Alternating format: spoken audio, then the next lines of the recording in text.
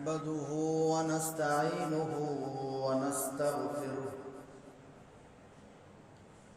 ونعوذ بالله من شرور أنفسنا ومن سيئات أعمالنا من يهده الله فلا مضل له ومن يضلله فلا هادي له وأشهد أن لا إله إلا الله وحده لا شريك له وأشهد أن محمدًا عبده ورسوله أما بعد فإن خير الحديث كتاب الله وخير الهدي هدي محمد صلى الله عليه وسلم وشر الأمور محدثاتها وكل محدثة بدعة وكل بدعة ضلالة وكل ضلالة في النار. أعوذ بالله من السميع العليم من الشيطان الرجيم. بسم الله الرحمن الرحيم. يا أيها الذين آمنوا اتقوا الله حق تقاته ولا تموتن إلا وأنتم مسلمون. يا أيها الناس اتقوا ربكم الذي خلقكم من نفس واحدة وخلق منها زوجها وبث منهما رجالا كثيرا ونساء واتقوا الله الذي تساءلون به والأرحام إن الله كان عليكم رقيبا. يا أيها الذين آمنوا اتقوا الله وقولوا قولا سديدا يصلح لكم أعمالكم ويغفر لكم ذنوبكم ومن يطع الله ورسوله فقد فاز فوزا عظيما. أما بعد فإن أصدق الحديث كتاب الله وخير الهدي هدي محمد صلى الله عليه وسلم وشر الأمور محدثاتها وكل محدثة بدعة وكل بدعة ضلالة وكل ضلالة في النار. أعوذ بالله من الشيطان الرجيم. أعوذ بالله من الشيطان الرجيم. بسم الله الرحمن الرحيم. وأذن في الناس بالحج يأتوك رجالا وعلى كل ضامر يأتين من كل فج عميق. حاضرین جمعہ، تمام قسم کی تعریفات، توصیفات، کبریائی، بڑائی، بزرگی اس وحدہ لا شریک خالق کائنات مالک ارض و سما کے لیے لائق و زیبا ہے، جس نے ہم تمام بنین و انسانوں کو اس دار فانی کے اندر پیدا کیا اور پیدا کرنے کے بعد یوں ہی نہیں بھٹکتا ہوا جانوروں اور کیڑے مکوڑوں کی طرح چھوڑ دیا، بلکہ ہمارے اور آپ کے خاطر بہت سارے نبیوں اور رسولوں کو بھیجتے رہے، خصوصاً ہمارے اور آپ کے آخری نبی احمد مجتبیٰ آقا نام تاجدار مدینہ سرور کونین جناب محمد رسول اللہ صلی اللہ علیہ وسلم ہے۔ اللہم صلی علی محمد وعلی آل محمد کما صلیت علی ابراہیم وعلی آل ابراہیم انکا حمید مجید۔ اللہم بارک علی محمد وعلی آل محمد کما بارکت علی ابراہیم وعلی آل ابراہیم انکا حمید مجید۔ محترم سامعین کرام اور میرے اسلامی بھائیوں، بزرگوں، دوستوں، پیارے بچوں، پردہ نشین میری ماؤں بہنوں، میرے بھائیوں، اس وقت پوری دنیا سے لوگ حرمین شریفین کا سفر کر رہے ہیں۔ لاکھوں لوگ حج کرنے کے لیے جا رہے ہیں، حجاج کرام کا قافلہ جا رہے ہیں۔ حج یہ اسلام کی بنیادی جو ارکان ہے، اسلام کے جو بنیادی ارکان ہیں ان میں سے ایک رکن ہے۔ اللہ کے نبی فرماتے ہیں، مسلم شریف کی روایت ہے، بنی الاسلام علی خمس، اسلام کی بنیاد 5 چیزوں پر ہے۔ نمبر 1، شہادت اللہ الہ الا اللہ وان محمدًا عبدہ ورسولہ، یہ گواہی دینا کہ اللہ کے علاوہ کوئی معبود برحق نہیں ہے اور نبی اکرم جناب محمد رسول اللہ صلی اللہ علیہ وسلم اللہ کے بندے اور اس کے رسول ہے۔ نمبر 2، وَإِقَامِ الصَّلَاةِ، نماز قائم کرنا۔ نمبر 3، وَإِيتَاءِ الزَّكَاةِ، زکوٰۃ ادا کرنا۔ نمبر 4، وَحَجِّ الْبَيْتِ، بیت اللہ کا حج کرنا۔ اور نمبر 5، وَصَوْمِ رمضان، رمضان المبارک کے مہینے کے روزے رکھنا۔ میرے پیارے ساتھیوں، حج اسلام کی بنیادی ارکان میں سے ایک رکن ہے۔ آج انشاءاللہ حج کے تعلق سے آپ لوگوں کے سامنے کچھ اہم باتیں رکھنے کی کوشش کروں گا۔ آئیے سب سے پہلے جان لیتے ہیں کہ حج کیا ہے۔ آپ لوگوں کے سامنے قرآن مجید کی 4 آیتیں کریمہ رکھوں گا۔ پہلی آیت سورہ بقرہ کی آیت نمبر 197 ہے، 197۔ اللہ تعالیٰ کہتا ہے، الحج اشہر معلومات، اے حاجیوں، اے حج کرنے والوں، اللہ تعالیٰ نے حج کے مہینے کو مقرر کر دیا ہے۔ اللہ رب العالمین کے یہاں حج کے مہینے مقرر ہے۔ آپ عمرہ سال بھر میں جب چاہے تب کر سکتے ہیں، لیکن آپ حج سال میں صرف 1 مرتبہ ہی کر سکتے ہیں۔ وہ کون سا مہینہ ہے؟ شوال، ذی القعدہ اور ذی الحجہ کے 10 تاریخ تک۔ آپ اس کے علاوہ کسی اور مہینے میں حج نہیں کر سکتے ہیں۔ اللہ تعالیٰ کہہ رہا ہے، الحج اشہر معلومات، اللہ تعالیٰ کے یہاں حج کے مہینے مقرر ہیں۔ فمن فرض فیہن الحج فلا رفث، پس جو شخص حج کرنے کے لیے جائے تو وہ وہاں پہ اپنی بیوی سے میل میلاب نہ کرے، یہاں تک کہ وہ اپنی بیوی سے خواہشات کی باتیں بھی نہیں کر سکتا ہے، یہاں تک کہ وہ اپنی بیوی سے جو خواہشات کی باتیں ہیں وہ بھی نہیں کر سکتا ہے۔ فمن فرض فیہن الحج فلا رفث ولا فسوق، اور نہ ہی فسق و فجور کی باتیں کر سکتا ہے، غلط سلط باتیں بھی نہیں کر سکتا ہے۔ ولا جدال فی الحج، اور اے حاجیوں، جب تم حج کرنے کے لیے جاؤ تو وہاں پہ لڑائی اور جھگڑا بھی نہیں کر سکتے ہیں۔ تو میرے پیارے ساتھیوں، اللہ تعالیٰ کے یہاں حج کے مہینے مقرر ہے، بس جو شخص حج کرنے کے لیے جائے اسے چاہیے کہ وہ اپنی بیوی سے میل میلاب نہ کرے، اسے چاہیے کہ وہ غلط سلط باتیں نہ کرے، اسے چاہیے کہ وہاں پہ لڑائی جھگڑا نہ کرے۔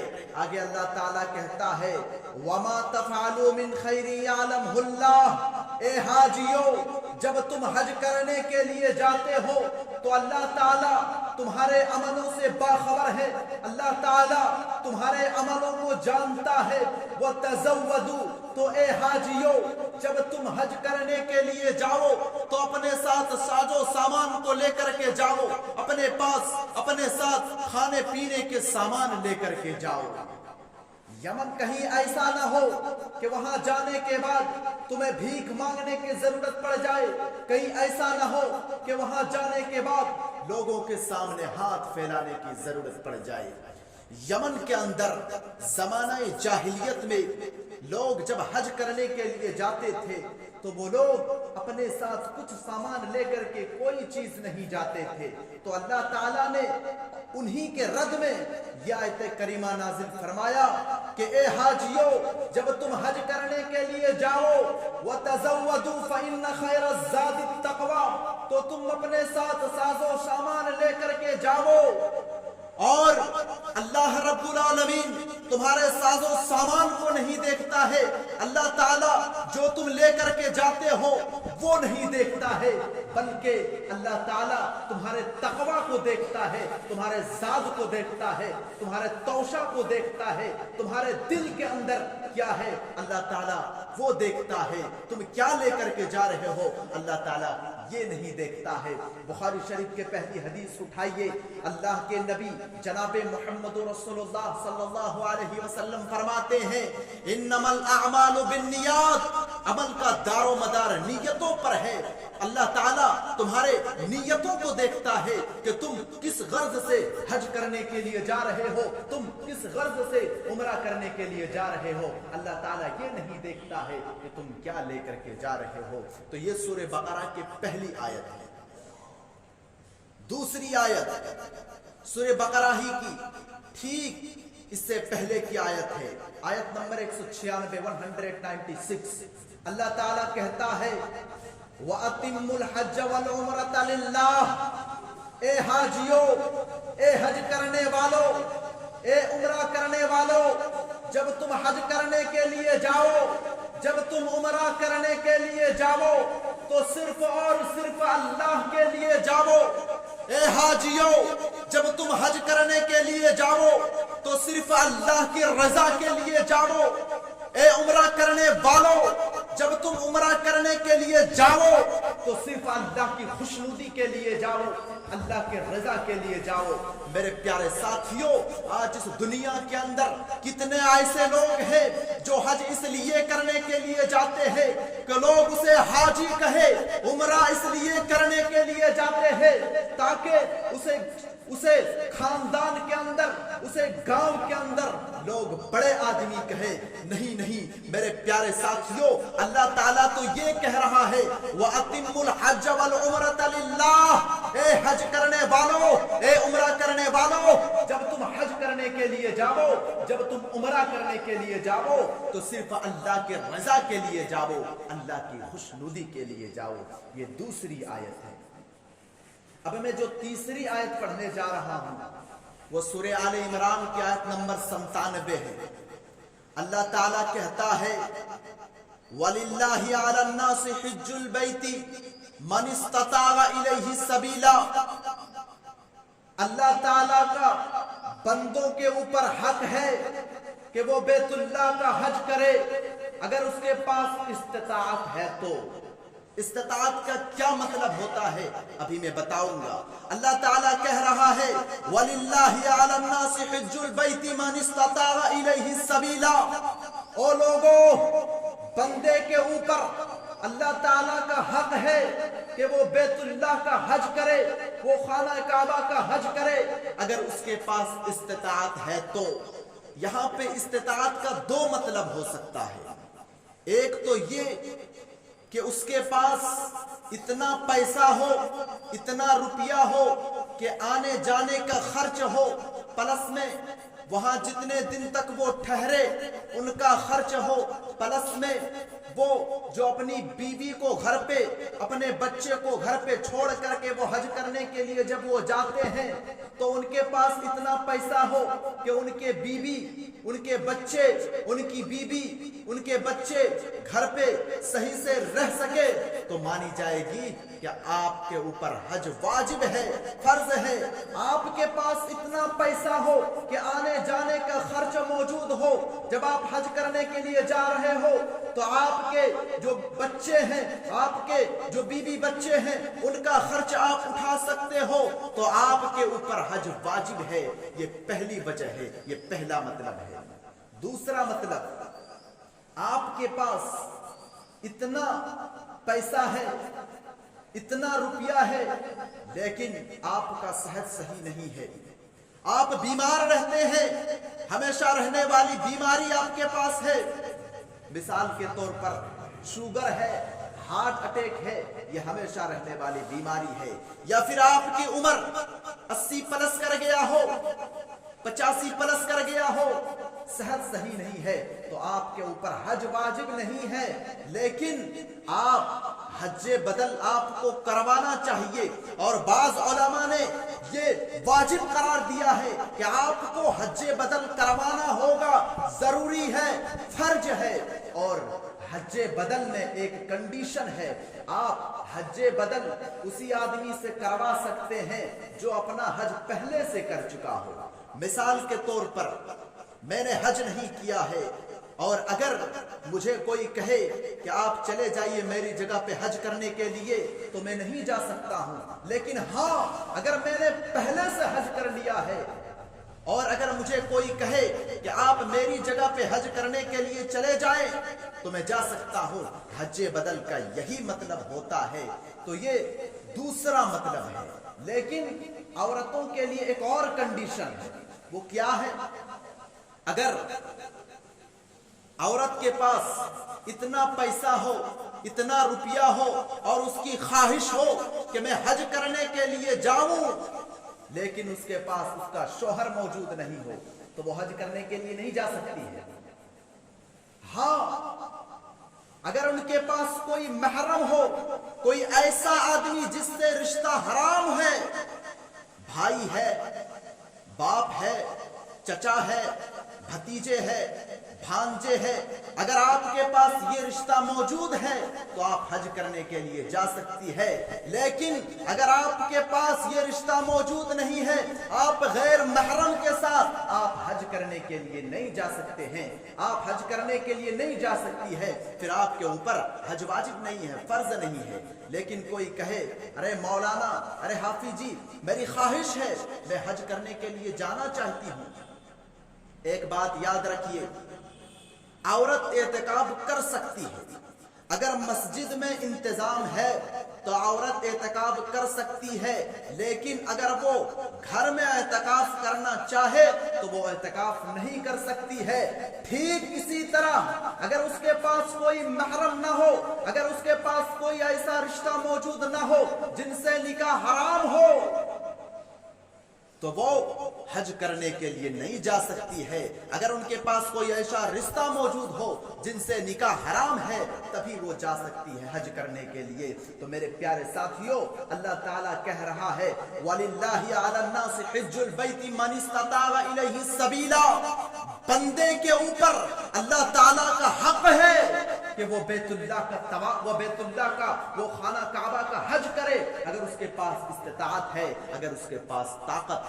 تو یہ تیسری آیت ہو گئی۔ چوتھی آیت سورہ حج کی آیت نمبر 27 اور 28 ہے، اللہ تعالیٰ کہتا ہے وَأَذِّنْ فِي النَّاسِ بِالْحَجِّ يَأْتُوكَ رِجَالًا وَعَلَى كُلِّ ضَامِرٍ يَأْتِينَ مِنْ كُلِّ فَجٍّ عَمِيقٍ۔ اللہ تعالیٰ اپنے خلیل حضرت ابراہیم کو حکم دے رہا ہے کہ اے ابراہیم، آپ اعلان کر دیجئے وَأَذِّنْ فِي النَّاسِ بِالْحَجِّ، کہ لوگ حج کرنے کے لیے آئے، یاتوک رجالاً، لوگ چل کر کے، پیدل چل کر کے حج کرنے کے لیے آئے، وَعَلَى كُلِّ ضَامِرٍ، اور لوگ اپنی اپنی سواریوں میں حج کرنے کے لیے آئے، لوگ اپنی اپنی اونٹنیوں میں حج کرنے کے لیے آئے، وَعَلَى كُلِّ ضَامِرٍ يَأْتِينَ مِنْ كُلِّ فَجٍّ عَمِيقٍ، اور لوگ دور دراز سے حج کرنے کے لیے آئے۔ حج کرنے کے لیے کیوں آئے؟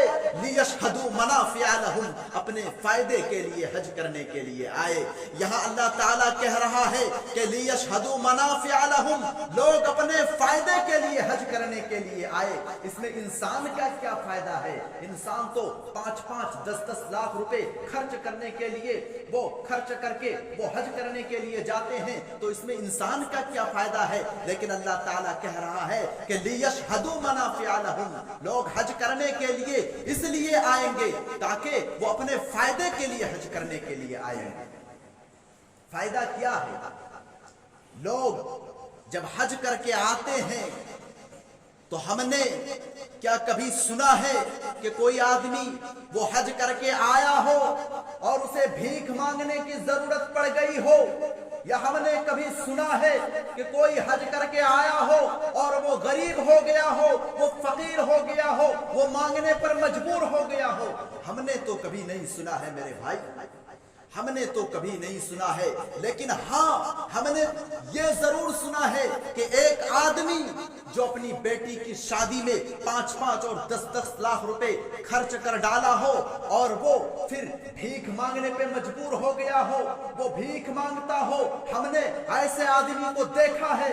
لیکن ہم نے ایسے آدمی کو تو کبھی نہیں دیکھا جو حج کر کے آیا ہو اور آنے کے بعد وہ غریب ہو گیا ہو، وہ فقیر ہو گیا ہو۔ یہ تو دنیاوی فائدہ ہے، اخروی فائدہ کیا ہے؟ اللہ کے نبی جناب محمد رسول اللہ صلی اللہ علیہ وسلم فرماتے ہیں، بخاری اور مسلم کی روایت ہے، اللہ کے نبی فرماتے ہیں، من حج فلم یرفث ولم یفسق رجع کیوم ولدتہ امہ۔ جو شخص بھی حج کرنے کے لیے جائے، جو شخص بھی حج کرنے کے لیے گیا ہو اور حج کے دوران وہ بے فضول باتیں نہ کرتا ہو، حج کے دوران وہ غلط کام نہ کرتا ہو، حج کے دوران وہ لڑائی جھگڑا نہ کرتا ہو، تو جب وہ حج کر کے اپنا گھر اپنا وطن واپس لوٹتا ہے تو وہ ایسا ہی ہوتا ہے جیسے ایک ماں اپنے بچے کو جنتی ہے، بالکل وہ معصوم، بالکل وہ پاک و صاف، بالکل وہ اپنے گناہوں سے پاک صاف ہو کر کے وہ آتا ہے۔ ایک اور حدیث کے اندر اللہ کے نبی فرماتے ہیں، بخاری کی روایت ہے، الحج المبرور لیس لہ جزاء الا الجنہ۔ جس شخص نے حج مبرور کر لیا اس کو جنت میں جانے سے کوئی چیز نہیں روک سکتا سوائے موت کے۔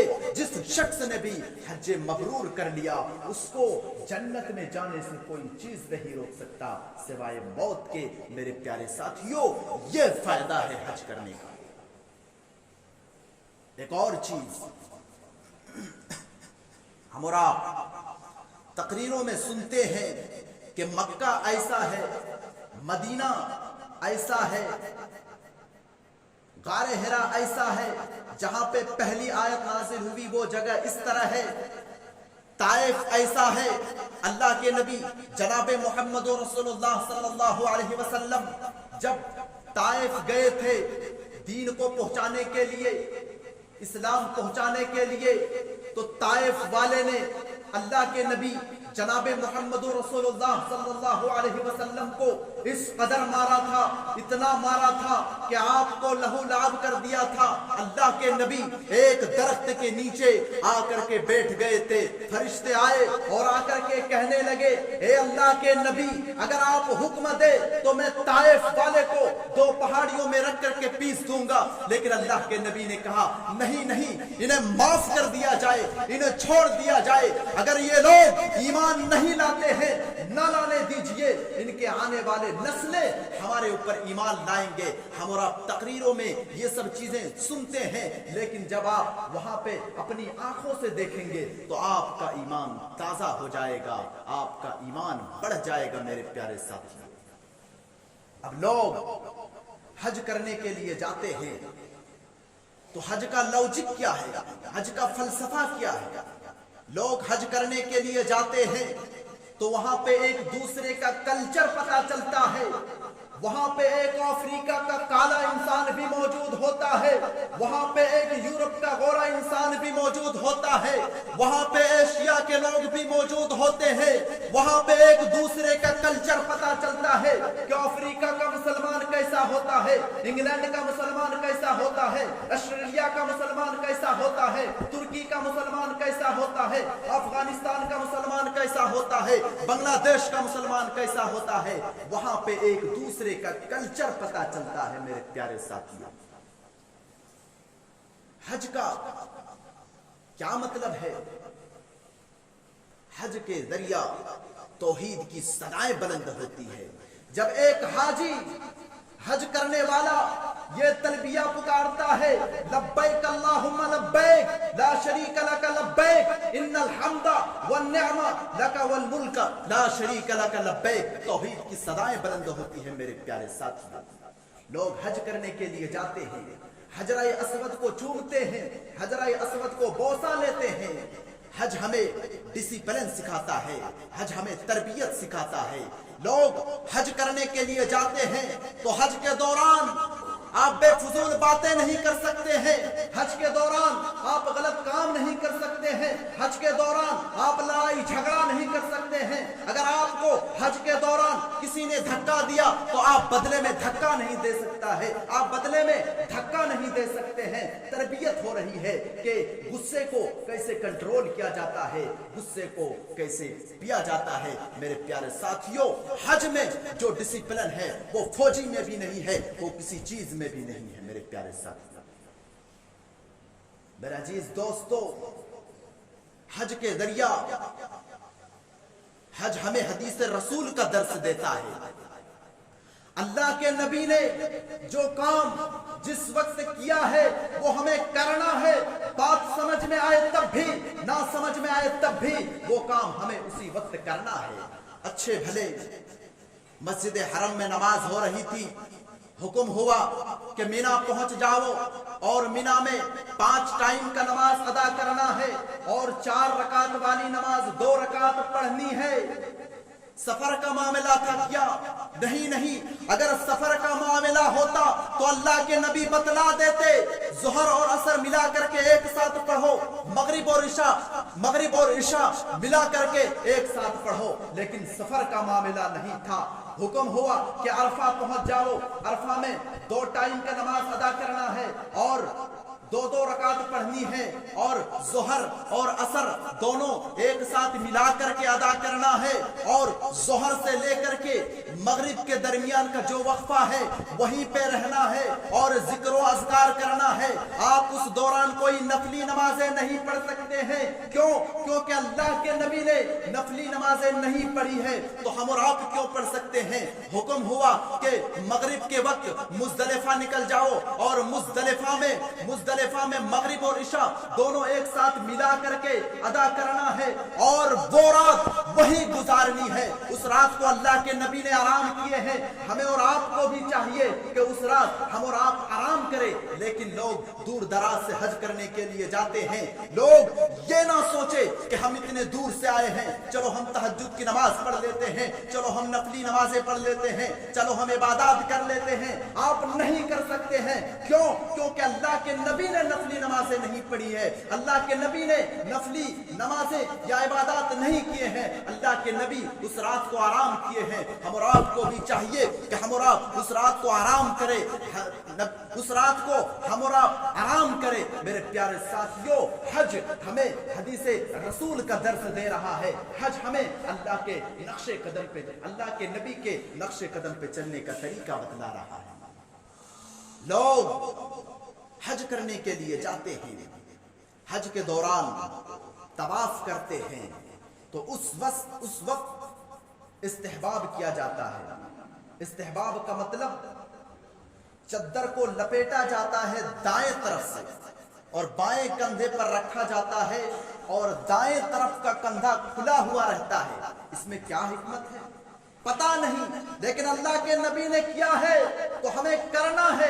अल्लाह के नबी ने कह दिया जब तुम पहले 3 बार तवाफ करो तो जल्दी जल्दी करो, हमें करना है। बात समझ में आए तब भी, ना समझ में आए तब भी वो काम हमें करना है जो काम अल्लाह के नबी ने किया है। मेरे प्यारे साथियों, लोग हज करने के लिए जाते हैं। हज के दौरान 24 लाख का मजमा बेक वक्त एक ही साथ मौजूद होता है और सबके जिस्म पर एक ही कपड़ा बगैर सिला हुआ रहता है। वहां पे 1 करोड़पति इंसान भी मौजूद होता है, वहां पे 1 अरबपति इंसान भी मौजूद होता है, वहां पे बड़े से बड़े बिजनेसमैन आदमी भी मौजूद होता है, लेकिन सबके जिस्म में एक ही कपड़ा बगैर सिला हुआ कपड़ा मौजूद होता है। हज हमें यह याद दिलाता है कि जब हम इस दुनिया से उठाए जाएंगे, जब हम इस दुनिया से जाएंगे तो एक अच्छे से अच्छे कपड़े पहनने वाला इंसान भी उसी बगैर सिला हुआ कफन में दफन किया जाएगा और एक गरीब से गरीब इंसान भी वही कफन में बगैर सिला हुआ कफन में दफन किया जाएगा। मेरे प्यारे साथियों, हज हमें ये सिखाता है, हज हमें मौत की याद दिलाता है, हज हमें मौत की याद दिलाता है। ना चाहते हुए भी जब लोग हज करने के लिए जाते हैं तो वो अपनी बीवी बच्चे को छोड़ करके वो जाते हैं, ना चाहते हुए भी वो अपनी बीवी बच्चे को छोड़ करके जाते हैं। ठीक इसी तरह ना चाहते हुए भी हमें ये दुनिया छोड़ करके जानी है मेरे प्यारे साथियों। हज हमें मौत की याद दिलाता है, हज हमें और क्या याद दिलाता है, मैदाने अरफात के अंदर लाखों का मजमा मौजूद होता है, एक ही साथ लाखों का मजमा मौजूद होता है।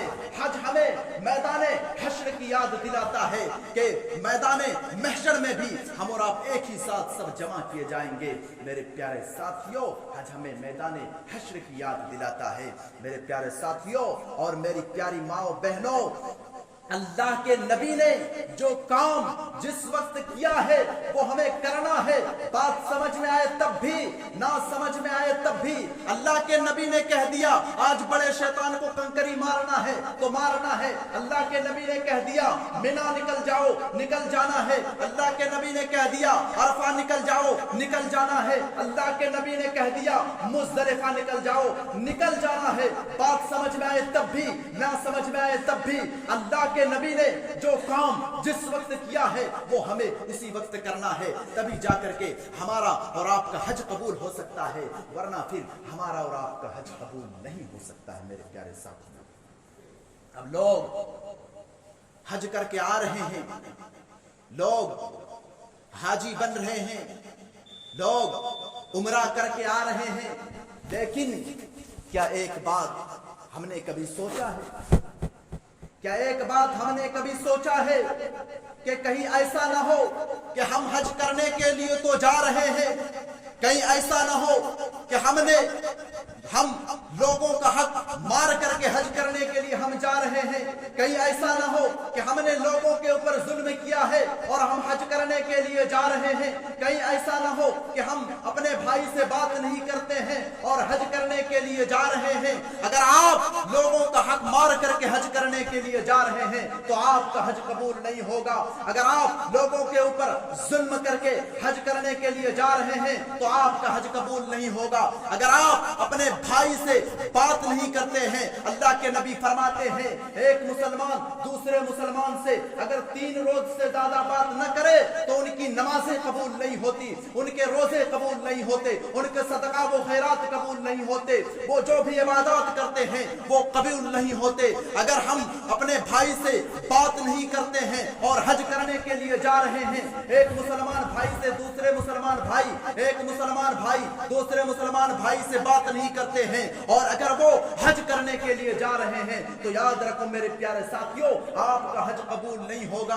हुकूकुल इबाद, जो बंदों का जो हक है, अगर आप वो हक मार करके हज करने के लिए जा रहे हैं तो आपका हज कबूल नहीं होगा मेरे प्यारे साथियों। और मेरी प्यारी माओ बहनों, इस बात को खास तौर पे जहन में रखें कि हम हज करने के लिए जाएं तो हुकूकुल इबाद, जो बंदों का हक है, वो हम जहन में रखते हुए हम रखें और ये रखते हुए हम हज करने के लिए जाएं, तभी जाकर के हमारा हज कबूल हो सकता है, वरना फिर हमारा हज कबूल नहीं हो सकता है। आइए आखिर में मिलकर हम सब अल्लाह रब्बुल आलमीन से दुआ करते हैं कि अल्लाह रब्बुल आलमीन हम सबको इतना मालदार बना दे, हे अल्लाह रब्बुल आलमीन हम सबको इतना पैसा वाला बना दे कि हमें भी एक बार बैतुल्लाह का हज नसीब हो जाए। हे अल्लाह रब्बुल आलमीन हम सबको एक अल्लाह की इबादत करने वाला बना दे। हे अल्लाह रब्बुल आलमीन हम में से जो शख्स भी इस रुए ज़मीन के अंदर बीमार है, हे अल्लाह तुम की बीमारी को दूर कर दे। हे अल्लाह रब्बुल आलमीन हम में से जो शख्स भी इस रुए ज़मीन के अंदर परेशान हाल है, हे अल्लाह तुम की परेशानी को दूर कर दे। हे अल्लाह रब्बुल आलमीन हम में से जो शख्स भी इस रुए ज़मीन के अंदर रोजी रोटी के लिए परेशान हाल है, हे अल्लाह तुम की परेशानी को दूर कर दे। हे अल्लाह रब्बुल आलमीन हम में से जो शख्स भी इस रुए ज़मीन के अंदर कर्जदार है, हे अल्लाह तुम की कर्ज को अदायगी करा दे। हे अल्लाह रब्बुल आलमीन हम में से जो शख्स भी कारोबार में परेशान हाल है, अल्लाह तुम की कारोबार में मज़ीद तरक्की अता फरमा दे। हे अल्लाह रब्बुल आलमीन हमें जब तक इस दुनिया के अंदर जिंदा रख, दीन इस्लाम पे जिंदा रख, और जब हमारा खातिमा हो तो दीन इस्लाम पे हो। आमीन। व आखिर दावाना अनिल हम्दुलिल्लाहि रब्बिल आलमीन।